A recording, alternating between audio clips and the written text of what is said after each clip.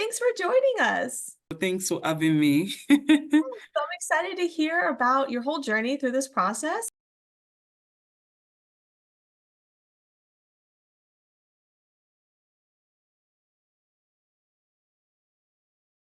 My name is Joy Emmanuel. I'm currently a master's student here at the University of Vermont. I'm studying higher education and student affairs administration. I'm originally from Nigeria, West Africa, so I'm an international student. In 2020, 2021, post-COVID, I applied. I only made my application to just one school for PhD. So my other focus, like 80% or 90%, was more on masters. So after I applied and decisions started rolling out and all that, I got the decision from University of Pittsburgh. We couldn't offer you an admission, blah, blah, blah, the normal, the usual stuff they used to say once you get rejected and all that. But I got into the programs I applied for a master's degree. So I came over to the US. And so I'm currently here at the University of Vermont. But I knew I wanted a PhD. As someone who is really passionate about research, it's really something. I'm in an administrative capacity for my graduate assistantship, but I know I love research and I love to advance my work on equity in education, most especially focusing on higher education. And so I wanted a degree that can provide that opportunity or open the doors for me to pursue my long-term career goal, which is becoming a professor in the academia and also becoming an education researcher. So that was how the whole story started. And I even subscribed to their mailing list, started getting emails and all that. And that was how I reached out and then eventually joined the Fearless. And I think it's really strategic of you to apply to master's and PhD at the same time. We don't need to overstress ourselves. Okay, well, tell me a little bit about like the problem and the frustrations you were having before joining our program. I stumbled on your post towards the middle of 2023, around April. I was still like contemplating, like, is it worth it? And I attended some workshops and I thought, yeah, I'm actually going to be paying for this great value I'm going to be getting from this program. So why not just enroll for it? It's always daunting to like apply for a PhD program. It's much more easier to like get into a master's program than a PhD program because for PhD, you know, there's limited slots. You at least have more chances to get in than a PhD where you have limited slots. It's going to be very competitive. So that was one struggle I faced. My master's program is basically focused on practice. We are kind of practice-based, not really focused on research. So I knew I needed research experience, the application process. I need to like be able to figure out and be able to navigate. So it was a bit challenging because I didn't really have that opportunity to like compared to some other STEM master's program where they are more focused on research. So I knew I had to like go extra mile to like reach out to probably a professor that is working on research projects and be able to still juggle that even with my schoolwork. Those were some of the challenges I faced at the initial part, trying to like get a research experience in preparation for my PhD applications. That's amazing. When you started to realize the FearlessGrad program was working for you? At the initial part, when I enrolled, I actually did not take the program seriously because there was a lot on my table. After like a month, I had my schedule, grad project. I had to also deal with like schoolwork and all that. It can be very overwhelming. When I started gaining more focus in practicing and going step by step through the modules was probably around June, towards the summer. That was when I really took it because I was already done with the semester. And so I had some time to like still focus on the modules and go through them, even though it could be a lot. So I would say around June was when I started seeing the value in when I started going through all the videos. And then what about them? Like, you know, you could watch a million YouTube videos. Like, what about this process was helpful? There are a lot of videos on YouTube that are also helpful in the process and all that. But I would say the FearlessGrad community, actually, they have this step-by-step approach and also like there's someone to like hold your hands and also support you in terms of encouragement. There's this community that was created on Slack to reach out when one has questions or you need clarifications on something. So you can easily reach out to advisors or the person, the consultant that is working directly with the person, because it's not just one consultant that's working with everyone. So we have people that are more specialized in different fields that can actually also like, you can reach out to and like rub minds together and probably share ideas on how to navigate a particular challenge one might be facing in the application process. So I would say it's more organized.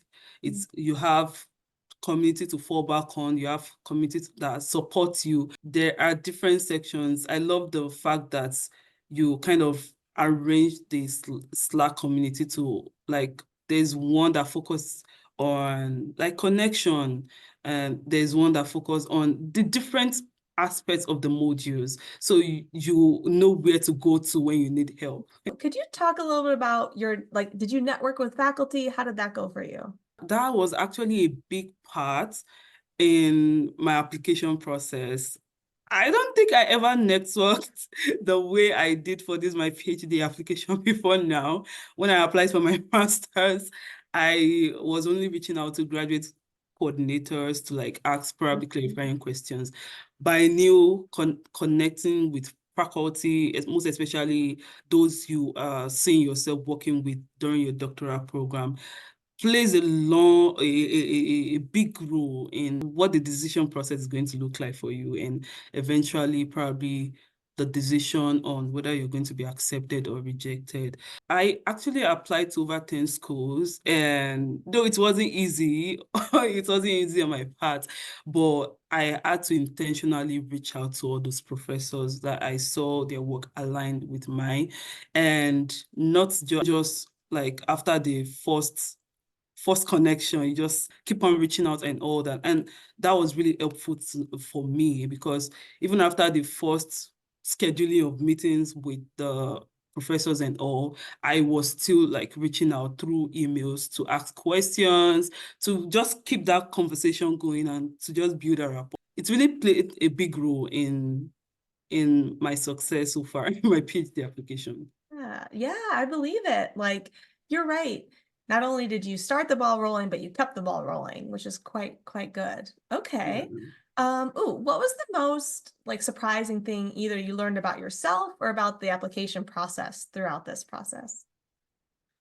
I would say one thing is, okay, some of the things I learned, even though I already had some idea of how to go through this process, but going through the FearlessGrad program really kind of grounded my understanding, and I was able to gain more insight into how to navigate some of the stages or phases of the application process, most especially the connection parts, how to like craft very good emails that can be eye-catching, even though it can be very concise, but like you're going straight to the point, and you're also like catching their attention to also be open to reaching out to you and meeting with you and all that. And I can say that really went a long way, because the same University of Pittsburgh that I applied to that rejected me because of my international status, they requested for West evaluation. They didn't make provision for me to submit my undergrad degree. I only submitted my master's degree transcripts. And I was reached out to by the professor that had already like built that rapport with. She reached out. The evaluation transcript, we are still waiting. Actually, the admission is in your favor, but for us to make it official, we still need to like get that transcript, the West evaluation. I didn't probably build that rapport. I don't think she would have probably advocated for me on the admission committee. So I think reaching out to professors actually can be very helpful in terms of them advocating for. I was really surprised because I already got other offers. So I was like, I don't think I'm going here anymore. But I was surprised that she reached out and she was like, the admission decision is actually in your favor, but we're just waiting for the West evaluation to just make it official, because I'm still interested in working with. They may not have taken that time to do that if you hadn't really connected with them. Yeah. Okay, so tell me about, you applied to 10 schools. Tell me about where you got in and how that decision-making process went on where you wanted to go. Out of the 12 schools I applied to, I've gotten decisions for 9. I've gotten admissions to like 8 institutions. Amazing. Though I got a rejection. You did pretty well. I mean, wow, it's like 90%. For the other, like 90% I got admissions in. I've gotten even funding offers. 2 days ago, I got a funding offer from the University of Georgia. The big question of where exactly do I want to go to is actually something I'm still navigating at this point, because I'm trying to gather some information about some of the schools and also the living situation there to make my decision. Do you want to be somewhere warm or somewhere cold and like stuff like Yeah. that? What are your top schools right now? So my top schools, the first one is University of Wisconsin-Madison. The second is University of Georgia. Okay. And the third is Ohio State University. They're all good schools. You got some cold weather in there. Georgia is actually warmer.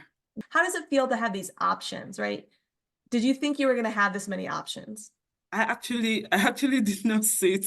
I did see all those offers coming because I knew some of them. I actually turned in my application almost like a day before the deadline because I had a lot I was like juggling with. Yeah. Just like I said, my schoolwork Yeah. and grad school can be very overwhelming. My schoolwork, my research, my assistantship, and all that. So it was very, very, very, very draining for me last semester. But I would say it was also helpful to like reach out to my professors here. They were really of great support because I carried them along in my Aw, doctoral application journey. yeah. They were also like ready to also review for me to know how, since they have specialization in the field already. So like Mhm. to just give suggestions and ideas on how I can make the SOP better. So that really helped me a lot. So now that you got all these choices, like how do you feel? I feel great. I feel so excited. I feel so honored to have a lot of options to choose from. It can be tasking to like now make a decision on where to exactly go to, but I feel very, very honored, very excited to have at least great opportunities and options to like pick from Yeah, for my that's doctoral amazing. journey. That's amazing. I always tell people these are champagne problems, but they're still tricky to navigate and to, because you do have to close the door on one opportunity in order to go through another, even though they're both great options. Would you recommend Fearless Grad to others and why? I would 100% recommend FearlessGrad community program to everyone out there that is looking to pursue their doctoral degree, because number one, FearlessGrad will help you to like stay organized. There's this challenging part, like seeing people sharing their wins, seeing people asking questions, kind of kept me on my toes as well, because it's made me accountable to myself. If I was losing focus, I knew I had to like bring back my focus to what my goal was for my doctoral application. Mhm. So Fearless Grad can help in your accountability journey for your application process, and also the support is there. You have your consultant to reach out to. They're always there on the Slack if you have questions, so they're always like easy to go to, even if you can like schedule a one-on-one meeting with them. And also there's always this weekly coaching that takes place every Wednesday. So it's a great opportunity to hear other people's questions, learn from them, and also ask your questions as well. So it's really, really helpful if you see PhD application as really daunting. Please just subscribe to Felix Grad program. They've got you. Yeah, it doesn't need to be hard, right? It really it's still a challenge, right? Like you're still Yeah. doing a big thing that not a lot of people do, but you Mhm. don't have to make it harder than it has to be. Any other advice you would give to other people starting the application process or anything like that? Yes, I would say just be focused, be determined. Yeah, there might be distractions here and there. that might be taking your time, just keep the focus on your goal, because that was actually what helped me. I couldn't afford to like take chances with the many distractions that were around me. Keeping my focus on my goal really helped me, and also like seeking for help, reaching out to those that probably have been in the process before. And also that's why the Fearless Grad community is actually there to like support you in the journey. It's not just about challenging you, like you have that community to fall back on, those that can also like encourage you if you're down. There are opportunities for you to be vulnerable also as well in the group, in the community. And so people can like send some encouraging words your way to just like boost your confidence in the process. If you don't have the confidence, be more strategic with how you are accomplishing your goals. Don't allow anything to like distract you. When I just joined Fearless Grad, I wasn't really like that committed because I also had other things coming up.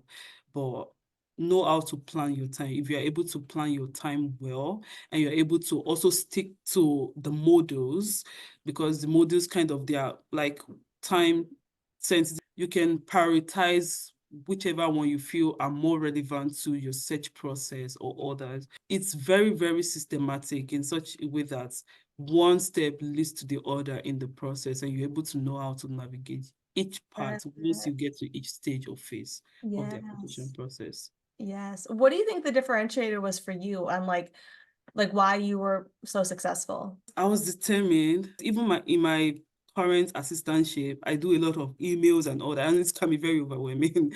But I was more intentional in the process in terms of reaching out to faculty members and professors I wanted to like work with during my doctoral program. It was intentional, and what was helpful for me was scheduling, because I know most time I'm always free in the night, and that doesn't work well with some other professors' time. So I schedule my emails, and then it's just deliver Oh, nice. probably whatever time zone they're using. I like that tip. Anything else you want to share? You actually can do it if other people can go through this process and be successful. Definitely, you've got all it takes to go through the process as well and achieve whatever goal you set for yourself to become a future leader in your field of study or in your area of specialization. So just keep the focus and just hang in there. You will definitely achieve your goal. Thank you.